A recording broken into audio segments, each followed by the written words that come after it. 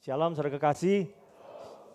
Ya, bersyukur hari ini saya bisa berada di tempat ini dan saya diberikan tugas untuk menyampaikan materi tentang masa depan. Nah, masa depan ini semua orang mau punya masa depan yang bagus, betul? Tapi percaya nggak kalau kita semuanya punya masa depan yang bagus? Amin. Ya. Nah, seringkali masa depan yang bagus itu diidentik dengan uang yang banyak.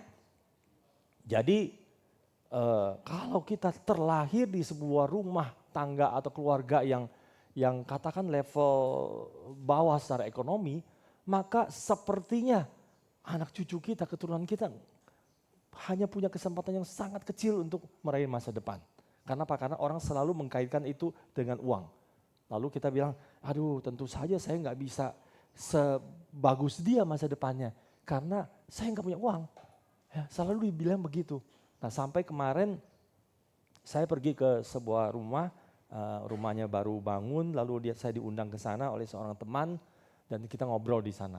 Ngobrol di sana, jadi istrinya bilang, aduh saya berasa bersalah sama anak saya yang ada di China katanya. Dia orang China dan ini dia married yang kedua. Jadi yang pertama sudah ada anak di sana, ya sudah gede anaknya. Terus yang baru married lagi di sini anaknya masih kecil. Dia bilang anaknya udah gede, dia berasa bersalah sama anaknya, enggak jaga dia dengan baik. Jadi sekarang anaknya kerja sebulan gaji ya 10.000 RMB. 10.000 RMB itu sekitar 20 juta. Dan dia berasa, aduh kasihan dia kerja terus begitu, bagaimana dia mau supaya anaknya bisa punya usaha. Jadi dia mau berjuang supaya kasih anaknya modal. Ya sedangkan dia udah umur 52. Nah saya bilang setiap anak punya berkatnya masing-masing. Jangan sampai udah seumur kita, umur 52, kita masih pikirin gimana kasih anak kita modal. Dan bukan dengan modal saja dia bisa berhasil, dia bisa punya masa depan. Dia setengah mengerti, bingung-bingung begitu. Ya dia bilang, boleh nggak nanti saya ke tempat kamu sharing lagi. Saya bilang nggak boleh, ya boleh banget ya ntar kita kasih firman Tuhan. Haleluya. Nah saudara sekalian kita semua tahu bahwa masa depan kita sungguh ada, amin. Ya, nah judul hari ini adalah masa ke depan kita sungguh ada.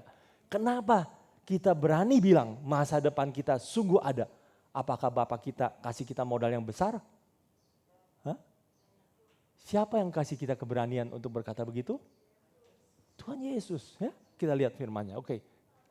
Nah, ada sebuah janji Allah di dalam Amsal 23 ayat 18 ditulis begini. Kita baca sama-sama, oke? Ya. Nah, Amsal 23 ayat 18 kita lihat di depan, ini sudah dikeluarkan, ya. 1 2 3. Karena masa depan sungguh ada dan harapanmu tidak akan hilang. Nah, ini adalah janji Allah, ya. Tuhan berjanji bahwa masa depan kita sungguh ada dan harapan kita ya tidak akan hilang. Amin, Saudara? Ya. Nah karena begitu kita percaya, kita yakin. Ya, tapi apakah karena begitu kita bisa punya dapat masa depan yang bagus? Belum tentu. Ya, kenapa? Karena janji Allah ini seperti mobil yang sudah dipersiapkan dengan bagus, dengan baik, dengan tenaga yang besar. Dan mobil ini bukan saja mewah tapi dia juga sanggup berpacu dengan stabil di jalan. Mantap sekali. Ya. Nah, kita harus pikirin janji Allah seperti begini. Tapi kalau mobil itu tidak ada yang bawa, tidak ada yang setir, kita tidak setir mobil itu, maka mobil itu tidak akan sampai kepada tujuan yang kita mau. Nah, karena itu, ya, mobil yang ada penumpangnya ini seperti Ibrani 6 ayat 1, ini adalah tugas kita. Ya, kita baca sama-sama Ibrani 6 ayat 11. 1, 2, 3. Tetapi kami ingin supaya kamu masing-masing menunjukkan kesungguhan yang sama untuk menjadikan pengharapanmu suatu milik yang pasti sampai pada akhirnya. Nah, kalau Tuhan sudah memberikan janjinya, tapi kita tidak melakukannya dengan sungguh-sungguh, ya, maka kita nggak akan sampai kepada pengharapan kita yang akhir. Amin, Saudara? Ya, jadi kita mau belajar bagaimana kita sungguh-sungguh melakukan, ya, sehingga janji Allah itu digenapi di dalam hidup kita. Amin. Oke, kita lihat lagi. Nah, ada 3 langkah ya untuk meraih masa depan. Ya, 3 langkah yang hari ini kita mau belajar. Ya, mungkin nanti ada kiat-kiat lain yang bisa disampaikan oleh motivator atau apa, tapi saya jamin ya itu tidak akan serta-merta membawa kita kepada masa depan. Karena masih banyak hal-hal yang kita lakukan dengan tidak tepat. Ya. Nah, karena itu kita belajar dari firman Tuhan, bukan belajar dari konsep-konsep dunia. Ya, hari ini yang saya ingin kita sama-sama belajar adalah konsep dari firman Tuhan. Apa yang Tuhan ingin arahkan kita, ya, bukan dengan cara-cara apakah kita main saham harus dengan cara begini atau dengan cara begitu, ya, atau kita mau jualan apa supaya lebih berhasil, bukan itu. Ya, kita lihat dari sumbernya, dari pokoknya. 3 langkah. Ya, langkah pertama adalah kita harus keluar dari perbudakan Mesir. Nah, saya ingin membawa saudara-saudara untuk berpikir kembali bagaimana bangsa Israel ditekan di Mesir, ya mereka bekerja dengan begitu susahnya sampai mereka menjerit kepada Tuhan, ya, dan Tuhan membawa mereka keluar dari Mesir menuju tanah Kanaan. Ya, nah kita mereview kembali cerita seperti itu, begitu. Nah, jadi langkah pertama adalah kita harus keluar dulu dari perbudakan Mesir. Lalu langkah kedua, kita juga harus berhasil keluar dari padang gurun, melewati pencobaan di padang gurun. Dan baru step ketiga kita masuk ke tanah Kanaan. Amin, saudara. Saudara semua masih ingat perjalanan ini, ya, dari Mesir sampai tanah Kanaan. Ya, saya yakin semua orang percaya di tempat ini tahu cerita ini dan tahu bahwa pengalaman bangsa bangsa Israel bagaimana sulitnya mereka keluar dari tanah Mesir, perbudakan Mesir dan menuju kepada tanah Kanaan. Oke, lihat lagi step berikutnya. Keluar dari perbudakan Mesir. Nah, kita sekarang ayat utama yang kita mau baca adalah Mazmur 1 ayat 1 sampai 3. Nah, Mazmur 1 ayat 1 kita baca sama-sama ya. Yang di dalam kurung menderitalah itu jangan dibaca dulu, yang lain semua dibaca. Mazmur 1 ayat 1, 1, 2, 3. Berbahagialah orang yang tidak berjalan menurut nasihat orang fasik, yang tidak berdiri di jalan orang berdosa, dan yang tidak duduk dalam kumpulan pencemooh. Nah, kita tahu ayat ini sudah sangat sering kita baca, ya. Tapi kadang-kadang kita tidak sungguh-sungguh melihat sampai ke dalam sedalam-dalamnya. Nah, sekarang saya mau ajak saudara sekalian untuk baca dari sisi yang berlawanan, yang maknanya sama. Ya. Sekarang kita coba yang warna biru jangan dibaca. Ya. Terus yang menderitalah dibaca. Ya, kita baca sama-sama ya, 1, 2, 3. Menderitalah orang yang berjalan menurut nasihat orang fasik, yang berdiri di jalan orang berdosa, dan yang duduk dalam kumpulan pencemooh. Ini maknanya sama, saudara, dengan yang pertama kali kita baca. Ya, jadi artinya yang pertama kali kita baca bisa diartikan seperti begini. Menderitalah orang yang berjalan menurut nasihat orang fasik, yang berdiri di jalan orang berdosa, dan yang duduk dalam kumpulan pencemooh. Nah, oke, saudara perhatikan warna merah. Berjalan, berdiri, duduk. Nah, di dalam ayat ini ada 3 kata yang menarik. Berjalan, berdiri, duduk. Kehidupan kita, berapa jam kita tidur? Selebihnya ngapain kita? Selain tidur, kita ngapain? Kalau nggak berjalan, berdiri, duduk, betul? Cuma 3 itu aja. Jarang kita berlari kan? Ya, sekali-kali berlari ya. Ya, kalau dikejar berlari, baik dikejar waktu maupun dikejar maling. Kita berdiri atau berlari atau dikejar polisi. Berlari, orang berlari. Tapi kalau enggak, kita pasti berjalan, berdiri atau duduk. Nah, bayangkan kalau seluruh kegiatan kita berjalan, berdiri dan duduk, ya 90% atau 95% ya, hidup kita berada bersama dengan orang fasik, bersama dengan orang berdosa, berada bersama dengan kumpulan pencemooh. Bagaimana hidup kita? Berarti kita sedang menjalani sebuah gaya hidup yang tidak sesuai dengan yang Tuhan mau. Betul saudara? Ya. Nah, mana mungkin kita bisa berhasil? Mana mungkin kita bisa meraih janji Allah kalau kita masih dalam keadaan begitu? Itu artinya kita masih menjalani gaya hidup duniawi. Orang yang terikat oleh gaya hidup duniawi akan diperbudak oleh hawa nafsu yang membinasakan. Apakah saat itu kita punya uang atau tidak punya uang, itu urusan kedua. Orang yang punya uang pun bisa jadi hidupnya sangat sengsara. Orang yang punya uang 5 juta, penghasilan 5 juta per bulan, mungkin lebih bahagia daripada orang yang punya penghasilan 50 juta per bulan. Kenapa? Yang punya 5 juta per bulan nggak punya utang apa-apa. Yang penghasilan 50 juta per bulan, utangnya ratusan juta. Enakan mana? Ya. Enakan yang 5 juta per bulan. Kenapa? Karena dia tidak diperbudak. Tapi yang 50 juta per bulan dia diperbudak. Ini satu perumpamaan. Ya. Nah karena itu kita jangan sampai diperbudak oleh hawa nafsu dunia. Ketika kita diperbudak oleh hawa nafsu duniawi kita, ya sengsaralah kita. Berapapun penghasilan kita. Bagaimana kita bisa diperbudak? Hah? Bagaimana kita bisa diperbudak? Kan kita udah bilang, ya firman Tuhan udah bilang kan kita ini anak-anak terang, ya Tuhan selalu pelihara kita. Tapi kalau kita lihat orang punya motor bagus, kita juga mau ganti motor bagus, bayar cicilan. Terus orang punya mobil bagus, kita juga mau ganti mobil bagus, bayar lagi cicilan. Ya. Nah, terus punya rumah bagus, bayar lagi cicilan. Bahkan yang lebih parah lagi, kita lihat gambar berikutnya. Lebih parah lagi. Ada screen berikutnya? Ya.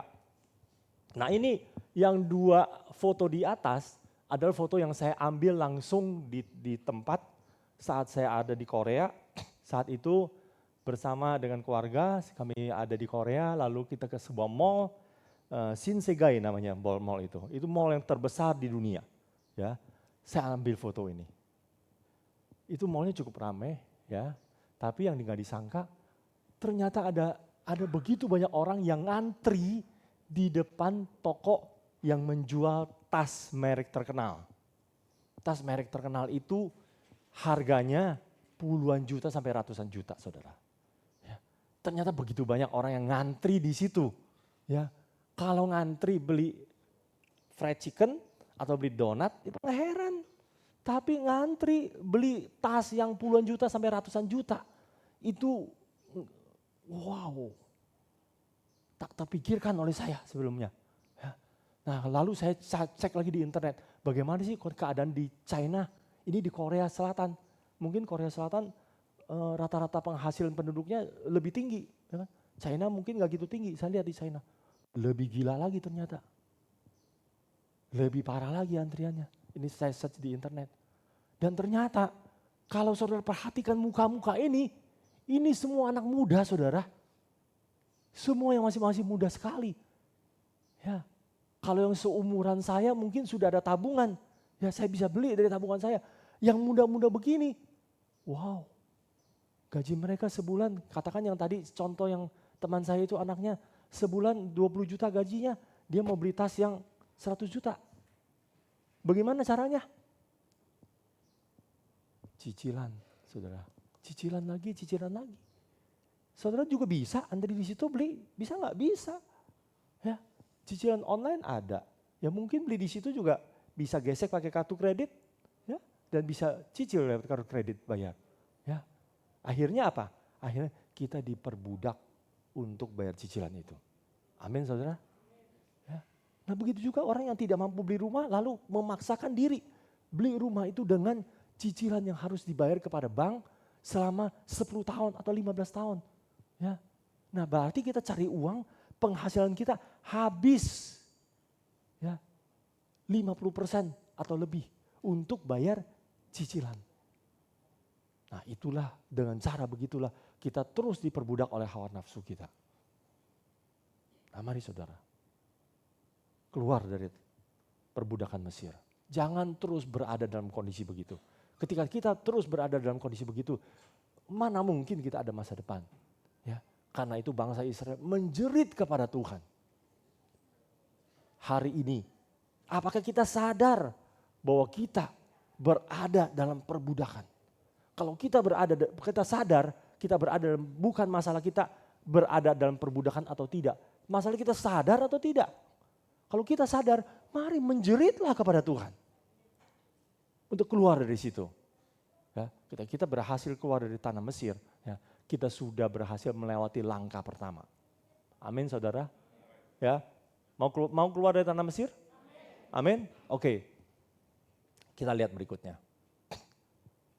Nah, setelah keluar dari tanah Mesir, bangsa Israel dibawa oleh Tuhan, enggak pleng langsung naik bus pariwisata menuju ke tanah Kanaan. Enggak begitu. Kalau kita pergi jalan-jalan ke Mesir, ke Israel bisa. Ya, dari Mesir kita tinggal naik bus masuk tanah Kanaan sebentar aja. Ya. Nah, tapi Tuhan bawa bangsa Mesir lewatin padang gurun. Ya, yang begitu banyak tantangannya. Ya, yang begitu banyak tantangannya. Kalau nggak hati-hati di padang gurun bisa mati di situ. Ya. Nah, oke, kita baca Mazmur 1 ayat 2 ya. Mazmur 1 ayat 2 yang merahnya jangan dibaca. Ya, merahnya jangan dibaca. Kita baca ya, 1, 2, 3. Tetapi yang kesukaannya ialah Taurat Tuhan dan yang merenungkan Taurat itu siang dan malam. Ia seperti pohon yang ditanam di tepi aliran air yang menghasilkan buahnya pada musimnya dan yang tidak layu daunnya. Oke. Nah, ini juga maknanya sama dengan lawan katanya. Ya, kita coba baca yang termasuk yang merahnya ya, supaya lebih jelas. Mazmur 1 ayat 2. Tetapi menjalani gaya hidup yang sesekali kesukaannya ialah Taurat Tuhan dan yang sesekali merenungkan Taurat itu siang dan malam, ia seperti pohon yang ditanam tidak di tepi aliran air dan yang tidak menghasilkan buahnya pada musimnya dan yang tidak layu daunnya. Daunnya nggak layu, tapi buahnya nggak ada. Hah, saudara, buahnya nggak ada. Kenapa? Karena kita cuma sesekali kesukaannya ialah Taurat Tuhan. Bukan kita nggak suka Taurat Tuhan, kita suka, tapi sesekali. Ya, baca Alkitabnya sesekali. Ya, kepikir firman Tuhannya cuma sesekali. Enggak selalu kepikir. Enggak selalu ketemu masalah firman langsung muncul di kepala. Nah, itu persis seperti pohon yang ditanam tidak di tepi aliran air. Nah, ketika pohon itu tidak ditanamnya, enggak di tepi aliran air, artinya apa? Artinya akan datang musim panas yang tidak terduga sehingga pohon itu tidak mendapat asupan air lalu mati. Jadi bangsa Israel menemui dua problem besar. Ya. Satu problem besar adalah bahwa mereka tidak konsisten.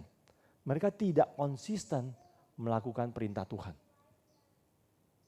Yang kedua, problem mereka adalah mereka tidak siap menghadapi tantangan. Ketika tantangan datang, ya, mereka tidak siap. Ingat gak waktu mereka kehausan, gak ada air minum.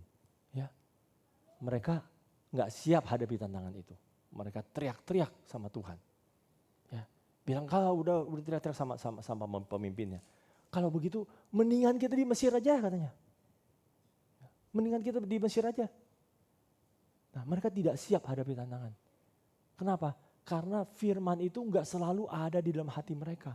Mereka enggak ditanam di tepi aliran air. Nah, ketika kita juga begitu, firman itu tidak selalu berada di dalam hati kita.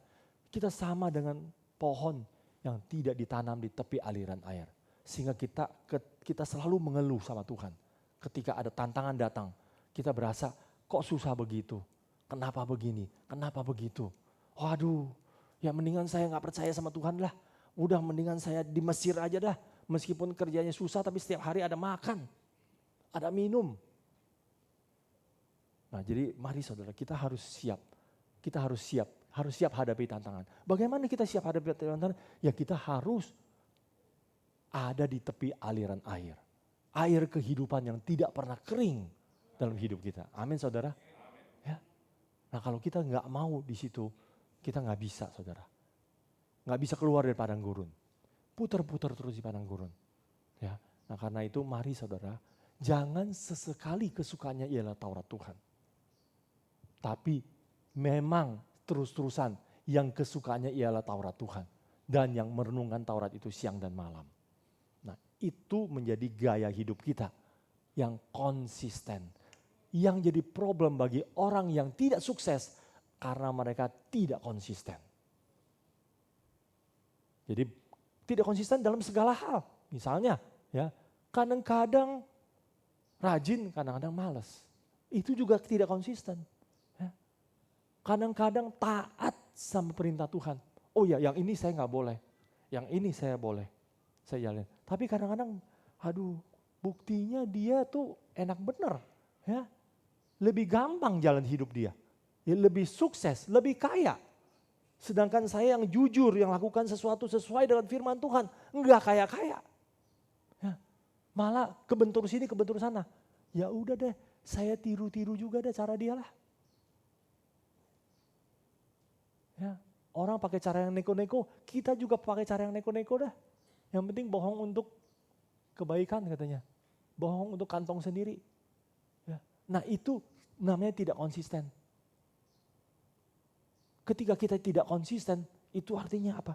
Kita tidak selalu dituntun oleh firman Tuhan. Firman Tuhan itu tidak melekat di dalam pikiran kita. Sehingga ketika ada panah iblis masuk ya ke kita, masuk tuh itu pikiran-pikiran jahatnya. Nah bahaya. Kapan kita bisa keluar dari padang gurun kalau begitu? Ya, kita nggak mau konsisten dan kita tidak bisa hadapin tantangan. Ya, maka kita akan persis sama seperti bangsa Israel yang putar-putar 40 tahun di padang gurun. Hari ini jangan berpikir itu bukan saya. Hari ini coba kita lihat pada diri kita sendiri. Apakah kita juga sudah putar-putar 40 tahun? Mungkin sudah. Ya. Kalau sudah sadarlah. Ya. Cepat-cepat kita mau keluar dari padang gurun. Kalau kita tidak keluar dari padang gurun, kita nggak ada masa depan, saudara. Ya. Meskipun Tuhan bilang masa depan itu sungguh ada. Tapi di mana? Kita nggak lihat masa depan itu. Karena kita terus putar-putar di situ, terus putar-putar di situ, nggak keluar-keluar. Ya, kita nggak bisa keluar dari situ. Ya, problemnya bukan apa-apa, padahal perjalanannya itu dekat. Ya. Nah, problemnya hanya karena kita tidak konsisten dan kita tidak mau ya, rajin belajar firman Tuhan. Bagaimana bisa firman itu selalu keluar dalam pikiran kita? Caranya cuma satu, gak ada yang lain. Ya. Yang kesukaannya ialah Taurat Tuhan.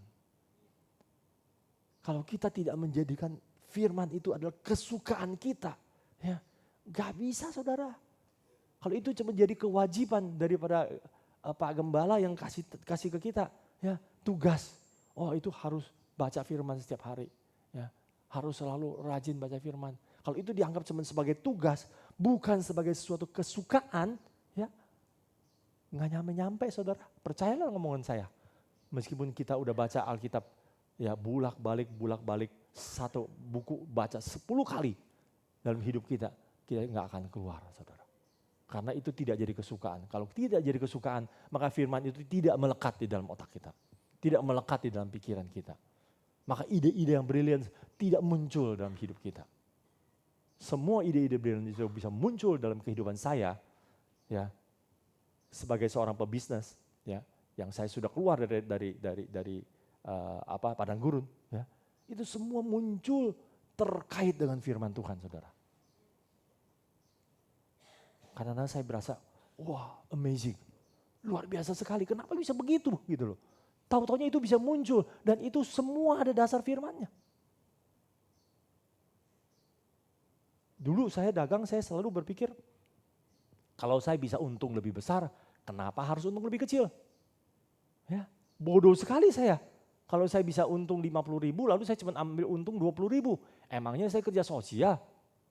Ya, nah kan tuipu ziji. Orang-orang Cungko bilang begitu kan? Ya, nah, bukan begitu saudara. Ya, nah itu kan kalau kita bisa untung besar, kenapa harus untung kecil? Nah itu kan nggak sesuai dengan firman. Yang firman mau tuh adalah apa? Berilah maka kamu akan diberi. Oke? Nah sekarang saya rubah konsepnya. Saya pakai konsep firman Tuhan. Kalau bisa jual lebih murah, kenapa harus jual lebih mahal? Ini kan beda. dibalik kan konsepnya. Kalau bisa jual lebih murah, kenapa harus jual lebih mahal? Nah, kenapa bisa begitu? Nah, konsep ini terkait dengan kalau kita memberi, maka kita akan diberi. Ya, nah, apa hubungannya dengan bisnis? Hubungannya ada, saudara. Kemarin baru saya juga cerita ke teman saya. Saya bilang, ketika kita memberikan nilai kita, value kita, ya, dan ketika nilai kita diakui oleh orang, sehingga orang membutuhkan kita, membutuhkan pelayanan kita, ya, maka orang terus akan cari kita. Dan uang itu akan datang sendiri kepada kita. Tapi ketika kita tidak dibutuhkan oleh orang lain, kita hanya cari keuntungan untuk diri kita sendiri dan tidak menguntungkan orang lain hidup kita, maka kita akan ditinggalkan oleh orang. Bisnis apapun juga akan begitu. Bisa mengerti, saudara? Ya, nah, ini sesuai dengan firman Tuhan. Nah, orang yang nggak ngerti firman bagaimana? Nah, ini ceritanya ada lagi nih, waktu saya masih kecil nih, masih SMP betul. Saya kerja di perusahaan bapak saya. Saya disuruh bawa sepeda setiap hari ke importir untuk ambil barang spare part mobil, pakai sepeda, saudara. Ya, meskipun nggak terlalu jauh jaraknya, pakai sepeda, dan barangnya diikat di belakang lebih tinggi dari kepala saya, setiap hari begitu. Lalu suatu hari saya ngobrol dengan encek-encek yang udah tua, ya, itu bosnya perusahaan itu. Dia bilang, "Hei sini anak muda, encek ajarin cara dagang ya, you dengerin apa yang W ngomong," katanya. Dia bilang satu pepatah pakai bahasa Mandarin, dia bilang, "Pen xiao li da, li bu da. Pen da, li xiao, li bu xiao." Ini ada yang bisa Mandarin di sini, mungkin bisa ngerti dikit. Artinya apa? Pen itu modal, xiao itu kecil, ta itu besar. Ya. Modal kecil, untung besar. Sesungguhnya itu tidak besar. Modal besar, untung kecil, sesungguhnya itu tidak kecil. Waduh, saya bingung, kok bisa begitu? Ini orang bodoh atau apa? Ya, nggak ngerti matematik. Matematik saya di rapot 10 angkanya. Ya. Tapi ternyata matematik dia berbeda. Katanya ketika modal kita kecil, kita untungnya besar, profit margin kita besar, tapi orang lain ambilnya sedikit. Jadi secara keseluruhan, untung kita kecil, sedikit, nggak banyak. Per unitnya untungnya gede, tapi jumlah unitnya kecil, sedikit. Jadi kita untungnya nggak bisa banyak. Yang bisa banyak adalah modal kita gede, ya, profit marginnya per unitnya kecil, dan itu bisa diambil oleh banyak sekali orang, ya, sehingga secara keseluruhannya untung kita jadi besar. Mereka nggak ngerti firman Tuhan, tapi mereka ngerti bagaimana kebutuhan orang, bagaimana kebutuhan masyarakat, bagaimana kebutuhan market. Dan ini nggak akan lari dari teori kebenaran. Ya. Nah, saudara sekalian, ketika hidup kita tidak menguntungkan orang lain, maka nggak mungkin terjadi orang lain berusaha berbondong-bondong datang untuk menguntungkan diri kita sendiri. Amin, saudara. Ya, jadi jangan berpikir salah pakai firman Tuhan misalnya. Oh ya kan Tuhan berjanji katanya, kekayaan bangsa-bangsa lain akan dicurahkan ke kita. Ya. Nah, jangan salah pakai firman. Kalau itu kita pikir itu langsung kita nggak mau tahu apa-apa, cuman kita aminkan itu saja, ya itu error kita. Ya, salah kita. Oke, saudara? Ya, jadi mari jadilah kita seseorang yang memang selalu membawa berkat bagi banyak orang. Ketika orang mengakui nilai kita, mengakui keberadaan kita, ya berguna untuk mereka, maka berkat itu akan datang terus kepada kita. Amin. Oke, kita lihat terus. Kalau enggak nanti enggak keburu. Oke, sekarang kita udah mau masuk tanah Kanaan. Ceritanya kita udah keluar nih ya, udah berhasil keluar dari padang gurun. Goodbye padang gurun. Nah, masuk tanah Kanaan ini kita baca Mazmur 1 ayat 3 ya. 1, 2, 3. Apa saja yang diperbuatnya berhasil. Itu artinya juga hal kecil yang diperbuatnya berhasil. Hal sedang yang diperbuatnya berhasil dan hal besar yang diperbuatnya berhasil. Oke. Nah, sekarang masalahnya adalah siapa juga mau ambil yang ketiga dong, hal besar yang diperbuatnya berhasil, betul? Ya, tapi tidak semua orang ya bisa melakukan hal besar. Ini juga terkait dengan talent yang dikasihkan kepada kita, yang diberikan kepada kita. Ada orang yang bisa jadi presiden, tapi kalau ketika semua orang atau bukan semua orang lah, ketika terlalu banyak orang mau jadi presiden, ya dunia ini akan kacau. Rebutan, setiap hari urusan politik, ya nggak kelar-kelar. Nah, semua orang mau ada di atas, ya. Kalau kita lihat ini struktur daripada masyarakat kita kan segitiga seperti begitu kan, ya semua orang mau di atas, tapi tidak semua orang bisa duduk di posisi atas. Yang punya kemampuan memimpin orang yang lebih banyak, tentu saja dia lebih bijak, lebih pinter, ya, punya pengetahuan yang lebih banyak. Tapi nggak semua orang bisa begitu. Nah, oke, ketika tidak semua orang bisa begitu, bagaimana? Kita bisa terjebak dengan kondisi yang kita iri kepada orang lain yang melakukan hal besar, sedangkan kita cuma melakukan hal sedang atau hal kecil. Ketika kita iri kepada orang itu, kita juga akan gagal dalam hidup kita, saudara. Saya salut sama hamba yang diberikan oleh tuannya 2 talenta. Saudara ingat ada yang dikasih 1 talenta, ada yang dikasih 2 talenta, ada yang dikasih 5 talenta, betul? Ya. Nah kita selalu cuman mata kita tertuju kepada yang 1 talenta. Karena dia nggak benar. Ya. Karena dia tidak menggunakan talentanya dengan baik. Ya. Tapi kita tidak melihat kepada yang 2 talenta dan 5 talenta. Kita berpikir sama aja. Nggak sama, saudara. Yang 1 talenta kenapa dia kuburin talentanya? Ya, itu juga ada sebabnya. Dia melihat kenapa teman gue dikasih 2 talenta, dikasih 5 talenta, gue cuma 1. Iri hati membuat dia ya marah sama Tuhannya. Jangan sampai iri hati membuat kita marah sama Tuhan. Karena talenta kita kok cuma sedikit. Kenapa? Dia lahir sebagai anak orang kaya, sedangkan saya lahir sebagai anak petani. Keluarga saya, nenek moyang saya, kakek saya bukan lahir dari anak raja. Bukan lahir dari pengusaha besar di China, bukan. Dia lahir dari anak petani. Karena itu kita perlu salut sama yang 2 talenta. Yang mendapat 2 talenta, dia tidak iri hati dengan yang dapat 5 talenta. Dia kembangkan yang 2 talenta itu dengan baik, saudara. Karena itu kita harus belajar dan punya sikap hati seperti hamba yang terima 2 talenta saja. Amin, saudara? Amin. Oke, kita lihat lagi selanjutnya. Nah, sekarang kita mau belajar dari apa yang diperbuatnya berhasil.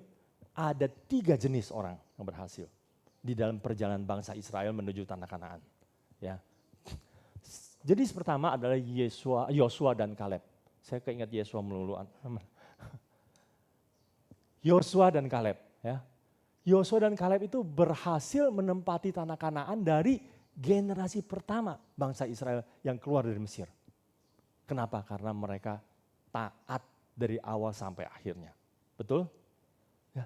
Kita mau menjadi orang seperti itu. Semua orang mau. Ya. Tapi ada orang jenis kedua. Orang jenis kedua adalah Bani Ruben dan Bani Gad. Kalau saudara baca dengan teliti, Bani Ruben dan Bani Gad ketika mereka mendekati tanah Kanaan, mereka minta sama Yosua dan Kaleb. Ya, kalau boleh kami minta tanah yang di pinggir Kanaan itu. Ya, namanya tanah Gilead. Jadi mereka berhasil menempati pinggir Kanaan, tanah Gilead. Padahal mereka bisa masuk sampai ke tanah Kanaan dan bisa mendapat tanah di situ. Tapi mereka melihat ini sudah bagus di pinggir Kanaan. Itu sudah bagus, sudah cocok untuk mereka ya, bisa berternak dengan baik, dengan banyak.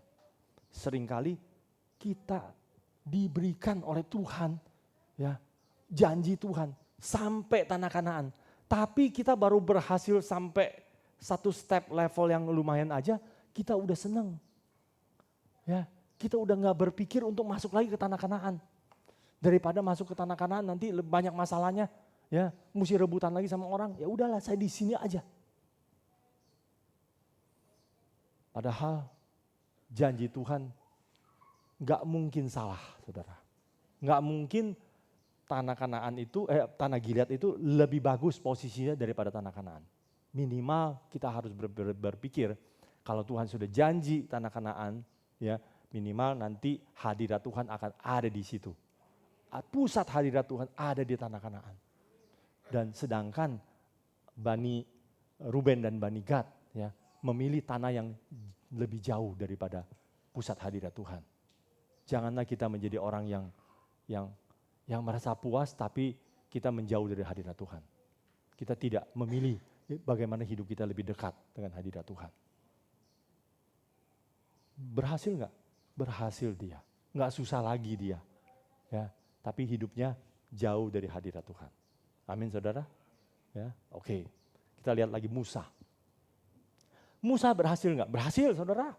Ya dia tidak berhasil masuk tanah Kanaan. Tapi makna kehadiran dia jauh lebih besar daripada orang yang berhasil masuk tanah Kanaan.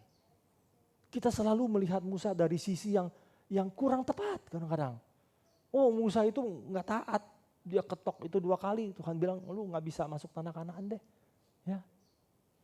Nah, saudara sekalian, jangan cuma melihat dari sisi negatifnya, tapi ada sisi positifnya yang luar biasanya dia. Ya. Meskipun Tuhan udah bilang lu gak masuk tanah Kanaan, dia gak berpikir kalau gitu Tuhan tongkatnya gue kasih orang lain aja deh. Ya gue mau mati aja deh. Ya ngapain gue capek-capek lagi. Ya enggak, saudara. Dia tetap setia membawa bangsa Israel sampai akhir hayat dia. Musa berhasil mempersiapkan bangsa Israel masuk tanah Kanaan. Nah, saudara sekalian, kita di sini juga banyak yang umurnya mendekati Musa mungkin udah. Ya. Mungkin ya ini mungkin. Ya. Kita sudah enggak keburu untuk masuk tanah Kanaan.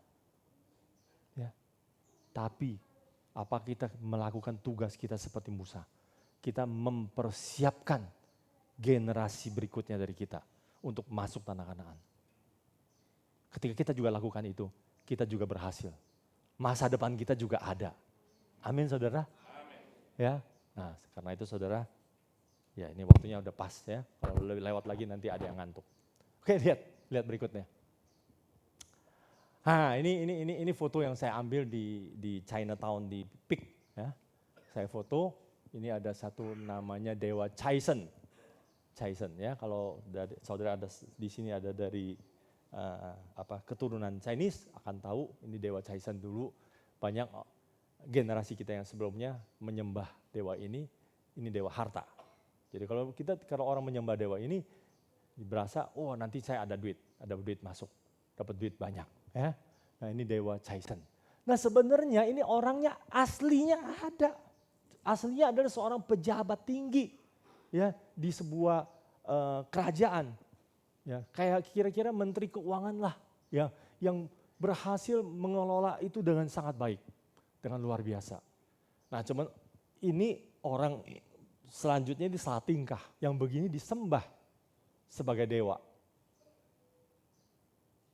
Ya, karena itu saya juga mau ingatkan saudara-saudara sekalian kita di tempat ini.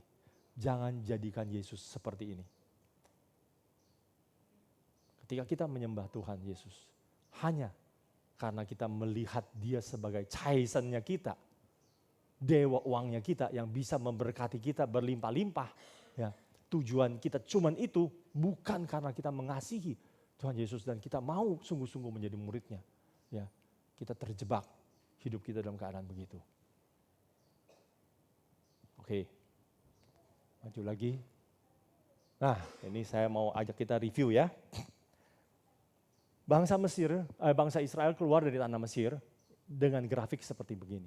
Ketika mereka ada di tanah Mesir, ya, di dalam perbudakan Mesir, mereka berada dalam titik yang paling rendah.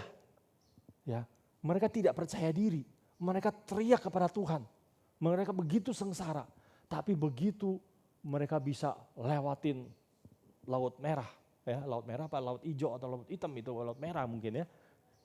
Senang sekali mereka udah keluar dari Mesir. Ya, mereka bebas. Aku bebas, sudah bebas, merdeka.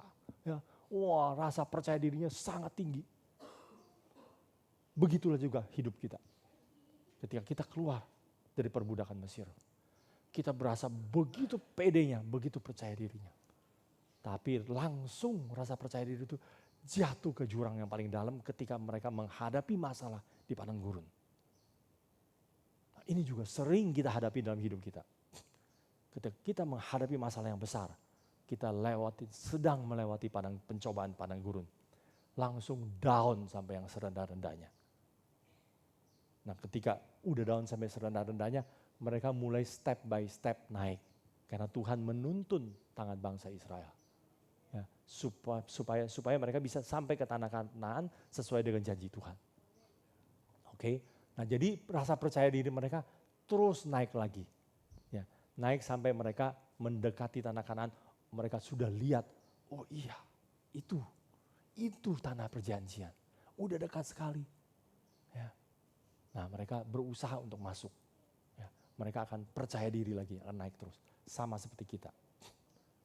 Ya, kita juga begitu. Ya, tapi ya itu, ketika kita sudah mencapai hampir di puncak, udah sampai pinggir Kanaan, ya, jangan terkecoh. Jangan cepat-cepat merasa puas.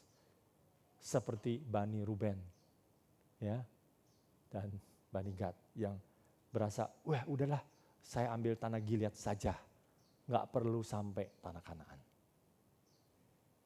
Mari kita punya hati yang teguh, yang sungguh-sungguh melihat pengharapan itu menjadi sesuatu yang pasti yang kita terima. Amin.